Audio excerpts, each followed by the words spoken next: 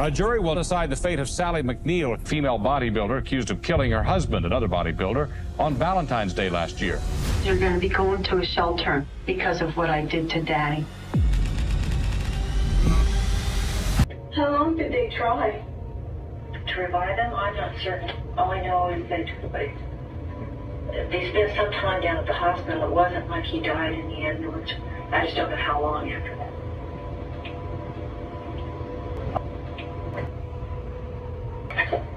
Are my kids still here? Yeah. We'll work something. Sally Dempsey was born in Allenton, Pennsylvania. She's a bit of a tomboy and enjoyed the outdoors. She would grow up to become a strong female athlete, excelling in both swimming and cross-country running. It was rumored that her father was a raging alcoholic and would frequently abuse both her and her mother. Like so many Americans looking to change their lives, she decided to join the Marines, and she would serve 7 years in the Marine Corps. She also met her first husband, Anthony, but she would later claim that Anthony was abusive to her, and that was the reason why the relationship ended.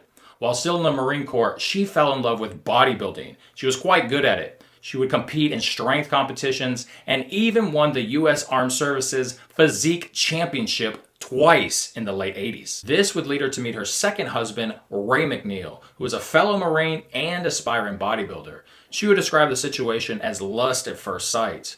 While stationed at Camp Pendleton, California, she would be demoted from her position as sergeant for having a poor behavioral record, citing violence, lashing out at others, and anger issues. Eventually, this would cause her to be kicked out of the Marines in 1990 for this behavior. But the military would keep a record of her poor behavior, and this would eventually be used against her. When was the last time that you saw Ray before the day of his death? The day before. I believe it was the day before. I talked to him. So like that evening on the phone. The 14th? Yeah, I talked to him that evening on the phone. A friend of Ray's would claim that Ray was involved in the brutal beating of a patron while working at a nightclub as a bouncer. Sally and her defense team would paint Ray in the light as being a serial cheater and very abusive throughout the relationship. Sally said in an interview that Ray would go into these steroid-fueled rages and he would beat her and try and choke her unconscious. But this was the defense team's strategy to paint Ray in a certain light and direct the storyline to justify her actions leading up to the incident. However, prosecution in the trial had strong evidence against her. It started with her long history of violence inside the military. Also in 1990, she was arrested for having a firearm and breaking out the car windows of her first husband, Anthony. Another incident started with her son getting into a fight with another boy. And that boy's father was a local mailman who would end up slapping her son for the incident. And what was Sally's response? She showed up in the mailman's house and punched him in the face, for which she was arrested for again. She once beat one of Ray's supposed lovers that ended up getting her kicked out of bodybuilding for a year. One time she pulled a gun on her husband, which resulted her getting pepper sprayed by police.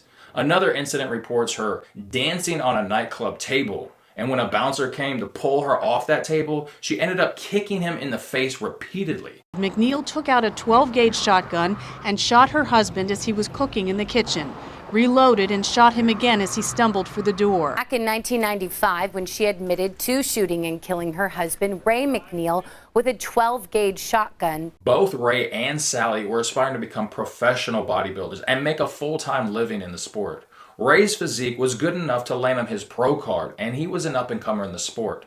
But in the world of bodybuilding, most athletes don't make any money unless they're at the top echelon.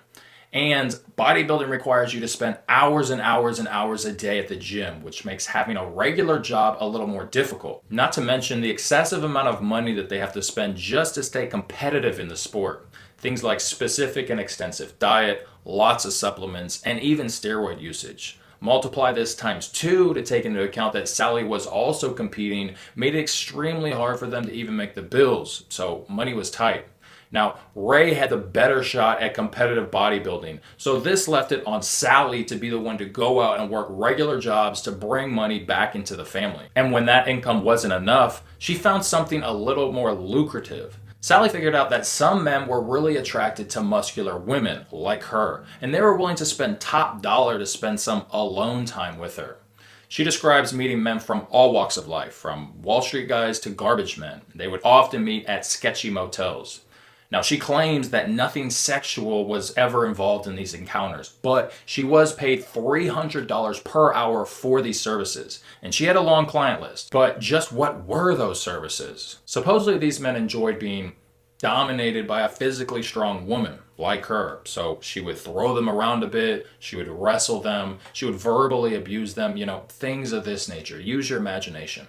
Was Ray aware of the situation? Sally says yes. He was okay with the situation because it brought in a lot of money into the household. Plus, it allowed Ray to focus full time on his bodybuilding career. But irregardless, a level of tension and jealousy would manifest in one way or another. A friend of Ray's in an interview claimed that Ray, while still married to Sally, had met a new woman, and he was planning to leave Sally for that woman, which undoubtedly would have increased the tension in the household. Sally, on the other hand, claims quite the opposite. She was planning to leave Ray because she was tired of the cheating and the abuse, and she was going to take the kids and move back home to Pennsylvania where her mother lived. Now, possibly both of these factors were true. Now we're going to be describing the actual incident, but it's going to be according to Sally's testimony because she was the only living witness that was there to tell the tale. It's 1995, Valentine's Day. Sally was hoping to spend some time with her husband, but Ray was nowhere to be found. She later found out that he was actually at a local bar drinking with another woman. Now, tired of sitting at home, she decided to go out and confront them. She starts to get ready to go out. She's getting all dressed up. She starts to put on her makeup. But as she's doing so, Ray comes home heavily intoxicated. Ray, seeing that his wife is getting all dolled up, he starts to question her. He's like, "Where are you going? What are you doing?" The tensions start to heighten and it quickly turns into a fight. The questioning turns to screaming at each other, and then it gets physical. Police reports, according to Sally's statement, said that Ray was in another one of his roid rages. He slapped her, pushed her to the ground, and then began to choke her like he had done so many times before. She can't quite remember how, but she was able to break his grasp, and she fled into the bedroom. She goes to the closet and pulls out a sawed-off shotgun from the top shelf. In self-defense, she threatens Ray, "Don't come near me or I'll shoot." But Ray didn't listen. He didn't stop. He lunged towards her, and in a split-second decision, she fires a devastating shotgun blast into Ray. Again, she claimed self-defense, but that did not stop her from firing a second shotgun round into Ray's jaw. With Ray still alive, on the floor, fighting for his life, she calls police. The police show up, they take her into custody, and begin the process of taking statements and interrogation. Ray would not survive the ordeal. Thinking it was in self-defense and justified, Sally would end up giving police a full confession and a detailed account for what had happened, but without getting a lawyer first, something she would later regret. Police, with this full confession and Sally's long history of violence, would end up charging her with first-degree murder.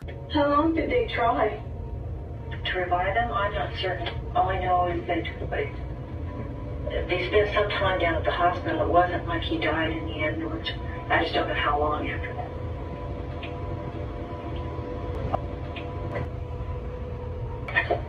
Are my kids still here? Yeah.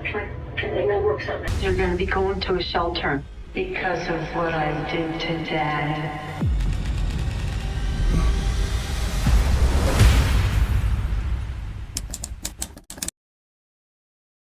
In the courtroom, Sally's defense strategy played heavily into painting a storyline that Ray was an adulterer, he was physically abusive, and he had an explosive temper, which made her generally fearful for her life. But the defense's evidence was uncorroborated and circumstantial. The storyline of an innocent woman fearing for her life might have held more weight, but this would end up being a hard sell. Sally could not hide her physical demeanor. She was imposing even to men. She had military training, but unlike the defense, prosecutor Daniel Goldstein had direct evidence. She had a long, violent record inside the military, a long arrest record, plus a full confession.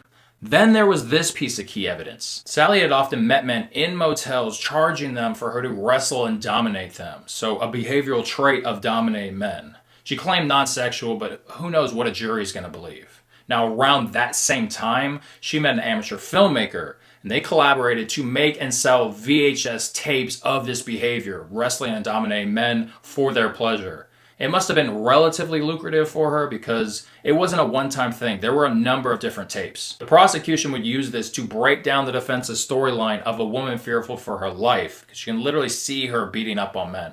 But here's the kicker. In one of those VHS tapes, she plays off her real military background, depicts her doing physical military training, wearing camouflage, and even holding firearms. The cover of that VHS tape features her holding a shotgun. What's the name of the VHS tape? Killer Sally. And the shotgun that she's holding on the cover is the same weapon that she would later use to kill her husband, Ray McNeil. She ended up being convicted of that first-degree murder and was sentenced to 19 years to life. She served a total of 25 years in a California women's facility. She was released in 2020, and Netflix made a documentary about her. That's going to do it for today, guys. I hope you had as much fun as I did. That was a truly captivating story. So if you made it this far and you enjoyed the story, then do me a favor and hit that like button. And for more crazy stories just like this, then make sure you subscribe to the channel. So we're putting out about 2 videos per week now. And with that, guys, I really enjoyed having you, and I will catch you on the next one. Peace.